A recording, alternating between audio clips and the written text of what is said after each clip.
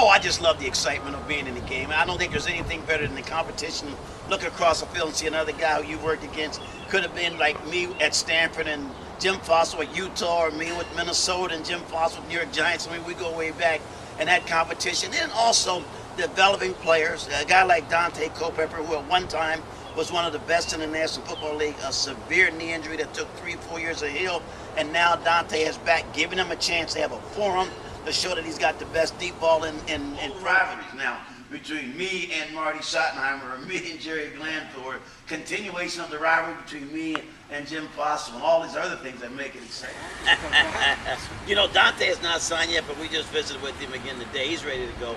I'm pretty sure he's going to be back with us. He obviously has been somewhat open-minded about the National Football League, but one thing we know, Dante really loved playing for us here in Sacramento. I think he developed a lot of love for the Sacramento fans. That is obvious with his participation and the way he was really involved with everyone before and after the games. And so we think that he'll be back. We also are pretty sure that Corey Ross will be back too. So we're within a week of getting both of those guys signed to contracts, and they're going to be a big part of our chance to win that championship. Started like you finished. Yeah. Well, I think at the end of the year, we were definitely one of the best teams.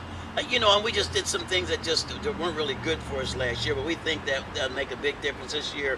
Dante was a little rusty last year, too. He had not really played in 3 years, and so by the time he really got rolling and we stopped dropping passes and so forth, we got to be a pretty good football team. Is the NFL lockout, how is that putting you guys in kind of, are you in limbo right now with a lot of things? Well, we're not in limbo, but they have a lot of players who were on our UFL contracts last year that are under contract to NFL teams. So right now, we don't know where those guys are going to fall and if they'd be released come July 1, or if they're going to actually have a chance to make NFL rosters.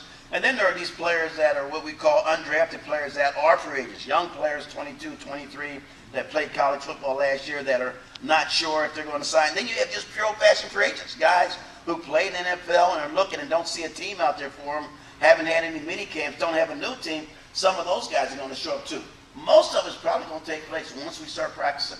I believe that once we start on the 19th, I think things are going to happen then, and we have to be mobile. And we get a lot of pressure right now because people want to sign with NFL teams, but they're not able to. Players that were not drafted, that are considered unrestricted free agents, that were not drafted, want to sign, but they can't in the National Football League. So we're getting a lot of awareness of who we are and what we do and what we have to offer. I don't think there's any doubt about that. And that's coming up on year 3. We get more publicity. We mention more in articles when people talk about solutions. We're clearly talking about with solutions. We talk about players. We're talking about players, and we're talking about the fans. What can the fans do?